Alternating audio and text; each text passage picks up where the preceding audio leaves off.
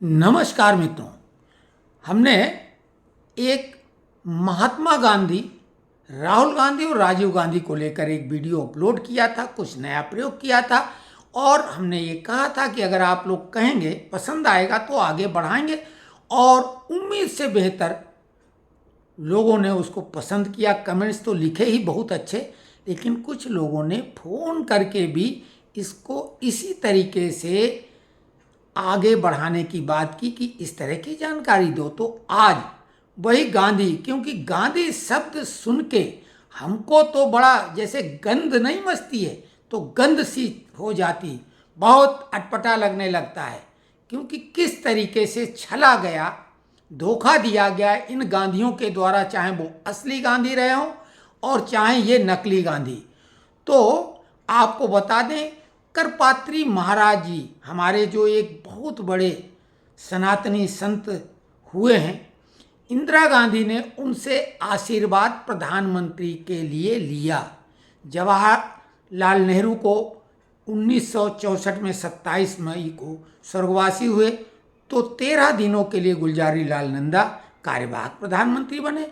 और उसके बाद लाल बहादुर शास्त्री तकरीबन 18 महीने रहे, लेकिन वो उनका कार्यकाल कांग्रेस के प्रधानमंत्रियों के इतिहास का स्वर्णिम काल था। वो गीता के 18 अध्याय जैसा था, लेकिन छल कपट और षड्यंत्र का शिकार वो हुए। उनकी हत्या ताशकंद में करा दी गई, जो आज भी रहस्य के कुहासे में घिरी हुई है। लेकिन 11 जनवरी 1966 को उनकी मृत्यु के बाद फिर 13 दिन के लिए गुलजारी लाल नंदा कार्यवाहक प्रधानमंत्री बने। और उस बीच में इंदिरा गांधी ने करपात्री महाराज से आशीर्वाद प्रधानमंत्री का मांगा, उन्होंने दिया, लेकिन एक वचन लिया कि प्रधानमंत्री बनने के बाद वो गो हत्या पर पूरी तरह से देश में प्रतिबंध लगा देंगे।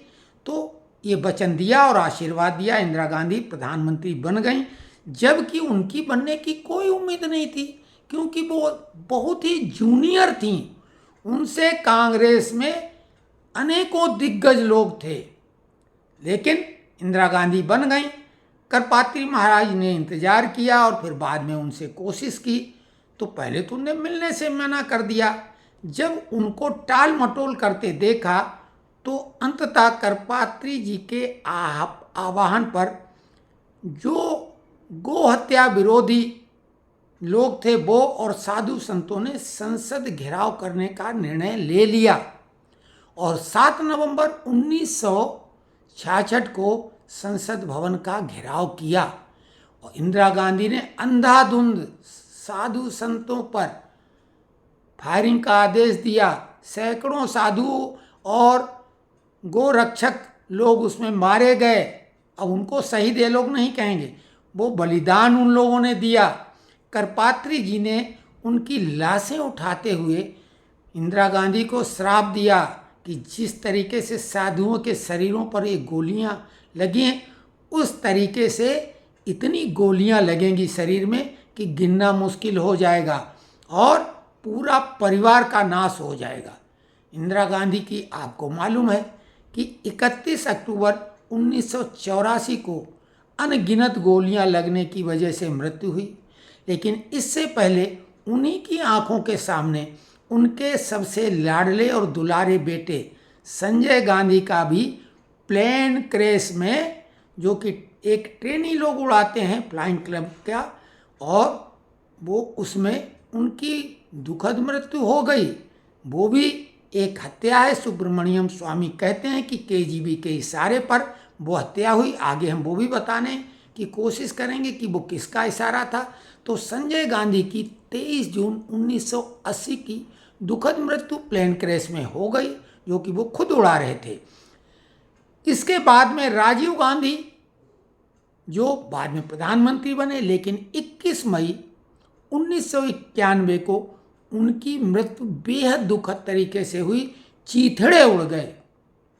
ऐसी मृत्यु की जिसके बारे में उनको पहचानना मुश्किल हो गया था। लोथड़े मिले थे, जूते जो उनके मिले थे उससे पहचान की गई थी और डीएनए मैच करके राजीव गांधी के शरीर को जो लोथड़े थे उनको दिया गया था। तो जो तीनों, कहने को नकली गांधी, लेकिन जो नेहरू गांधी डायनेस्टी थी उसके 3 वारिस थे, तीनों समाप्त हो गए। और जो श्राप दिया था 7 नवंबर 1966 को करपात्री महाराज जी ने, तो उसी श्राप की वजह से जिस तरीके से मूसल पर्व में दुर्वासा ऋषि के साथ जो नारायणी सेना ने उपहास किया था दुर्वासा ऋषि के साथ, क्योंकि महाभारत युद्ध में तमाम योद्धा जो है वो मारे गए थे, लेकिन नारायणी सेना बची रही और उसके सेनापति कृतवर्मा भी बचे रह गए थे। कुरु दल में बची ये सामा, कृतवर्मा, अश्वत्थामा। कृपाचार्य जो अश्वत्थामा के मामा थे वो बचे रह गए क्योंकि अमर थे, अश्वत्थामा बचा रहा। और कृतवर्मा, लेकिन सात्यकी जो नारायणी सेना का ही था, अर्जुन का शिष्य था, वो पांडवों की तरफ से लड़ा था। और दुर्वासा ऋषि के श्राप की वजह से पूरी नारायणी सेना, कृतवर्मा, सात्यकी, प्रद्युम्न, अनिरुद्ध, जितने पुत्र और पौत्र श्री कृष्ण के थे वो भी सब मारे गए मूसल पर्व में। बलराम चले गए थे बाहर, इसलिए वो बच गए थे। और बाद में उसी मूसल का जो घेरा होता नीचे का लोहे, उसी से बने हुए तीर से श्री कृष्ण ने भी अपने शरीर को त्याग दिया था। तो ये दुर्वासा ऋषि का श्राप था। एक श्राप और है हेमंत करकरे, जिन्होंने साध्वी प्रज्ञा सिंह के साथ अमानवीय अत्याचार किए थे। किसी पुरुष के साथ भी ऐसा कभी नहीं किया जाता जेलों में। आतंकवादियों के साथ तो बिरयानी खिलाई जाती है, लेकिन प्रज्ञा सिंह के साथ, एक साध्वी के साथ जो अमानवीय अत्याचार किया गया, तो साध्वी ने भी श्राप दे दिया था हेमंत करकरे को। और किस तरह से वो मारे गए, लोग उनको शहीद बता रहे हैं, परमवीर सिंह और हेमंत करकरे। साथ में दिग्विजय सिंह सोनिया गांधी के कहने पे सूत्रधार थे, तो दिग्विजय सिंह को उन्हीं साध्वी प्रज्ञा सिंह ने उन्हीं के गढ़ भोपाल में हरा दिया था चुनाव में। तो ये 3 श्रापों की बात हो गई। तो श्राप जो दिया था करपात्री महाराज जी ने, वो दिया था 7 नवंबर 1966 को। और उस श्राप की वजह से जिस तरीके से मूसल कारण बना था नारायणी सेना को समाप्त करने के लिए, तो इटली की एक विषकन्या भारत में प्रकट होती है 13 जनवरी 1968 को, और राजीव गांधी के साथ 25 फरवरी 1968 को वो शादी के बंधन में बंध जाती है। और बाद में धीरे से प्रधानमंत्री आवास में प्रवेश कर जाती है। और इस विषकन्या के प्रवेश करते ही नेहरू गांधी के जो 3 सदस्य थे, और तीनों प्रधान, यानी 2 तो दावेदार थे, संजय जो गांधी था वो दावेदार था, लेकिन उस दावेदार को हटा दिया गया। केजीबी के किसने हटवाया होगा, ये सामान्य सी बात है, पहले शक किसी पे की जाती थी। खुशवंत सिंह ने लिखा था कि मेनका गांधी अगली कांग्रेस की वारिस बनेगी, प्रधानमंत्री बनेगी। मेनका गांधी को प्रधानमंत्री निवास से दुधमुहे बच्चे के साथ निष्कासित करवा दिया गया था। जितना हक सोनिया का था उससे कहीं ज़्यादा हक मेनका का था, क्योंकि संजय प्रधानमंत्री के दावेदार थे। 1980 में दोबारा सत्ता कांग्रेस को संजय गांधी की मेहनत से मिली थी, इसमें कोई अतिशयोक्ति नहीं है, और वो प्रधानमंत्री के प्रबल दावेदार थे। लेकिन अचानक राजीव गांधी को बना दिया जाता है। तो सोनिया गांधी 1968 से आके 1983 तक भारत की नागरिकता तक नहीं लेती हैं। जब संजय गांधी 1980 में उनकी आकस्मिक मृत्यु होती है, हम तो उसको हत्या ही मानते हैं, कई लोग हत्या मानते हैं, और उसका सीधे सीधे इस विषकन्या पे ही शक की सुई जाएगी ही। उसके बाद वो नागरिकता 83 में ले लेती हैं, और नागरिकता लेने के बाद इंदिरा गांधी की हत्या हो जाती है 31 अक्टूबर 1984 को। और इंदिरा गांधी की हत्या में भी सीधे सीधे ठक्कर आयोग ने सोनिया गांधी और आर के धवन पर शक की सुई टिकाई थी, क्योंकि इंदिरा गांधी तत्काल उनकी मृत्यु नहीं हुई थी, लेकिन जब एम्बुलेंस को उल्टी दिशा में ले जाया गया, और तब तक वो घुमाती नहीं सोनिया गांधी जब तक उनकी मृत्यु नहीं हो गई। जब ले गई तब उनकी मृत्यु हो चुकी थी। जहाँ तक राजीव गांधी की बात है, राजीव गांधी पेरम्बदूर में उस दिन उनको बुखार था, सोनिया गांधी साथ में थी, लेकिन जो पेरम्बदूर जाना था वो सोनिया गांधी ने बहाना करके उनके साथ नहीं गई और राजीव गांधी को जबरदस्ती उन्होंने भेजा। और राजीव गांधी बहुत बड़े नेता थे, कांग्रेस के नंबर 1 नेता, छोटा मोटा भी नेता जाता तो कई चमचे चाटुकार उसको घेरते हैं। पेरम्बदूर बम ब्लास्ट में राजीव गांधी के अलावा कोई छुटभैया नेता या चमचा नहीं मरा, केवल 43 पुलिसकर्मी मरे, ध्यान दो। और जो उस षड्यंत्र में शामिल थे उनको कमांडो ने एक वीडियो अपलोड किया है और उसने बोला हमने घेर लिया था, जिंदा पकड़ लेते, लेकिन उसको 48 घंटे तक डिले कराया गया और जब पोटेशियम साइनाइड ग्वालियर से वहाँ पहुँच गया तो उन्होंने आत्महत्या कर ली।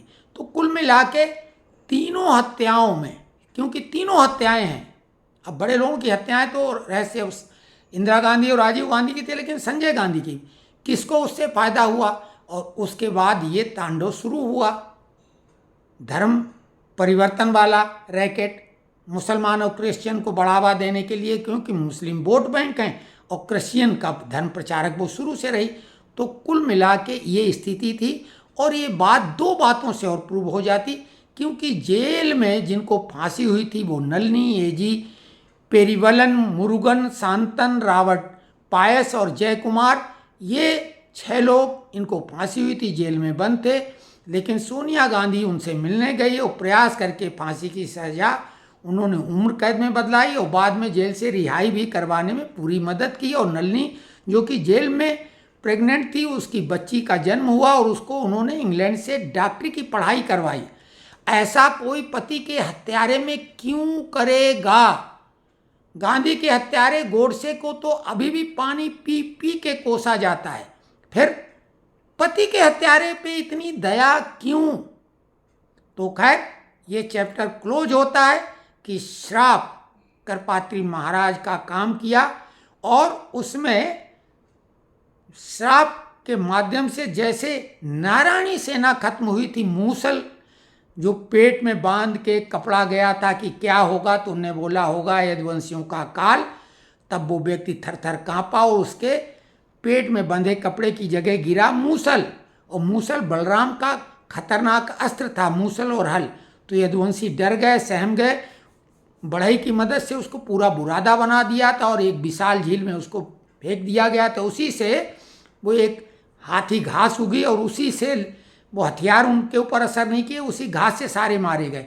तो ये होता है श्राप। तो कुल मिला के ये जानकारी कैसी लगी, और कल इसी से जुड़ी हुई अलग एक बात बताएंगे जो पाकिस्तान में भी लागू होती, इसी तरीके के श्राप से जुड़ी हुई बात। और इसमें तथ्यों में कोई गड़बड़ी नहीं है, किंतु परंतु सिर्फ इसका है कि हत्या में किसका हाथ था किसका नहीं था। लेकिन बहुत सारे तथ्य, वीडियो और गूगल पे चीज़ें मौजूद हैं जिससे साफ तौर से इशारा होता है।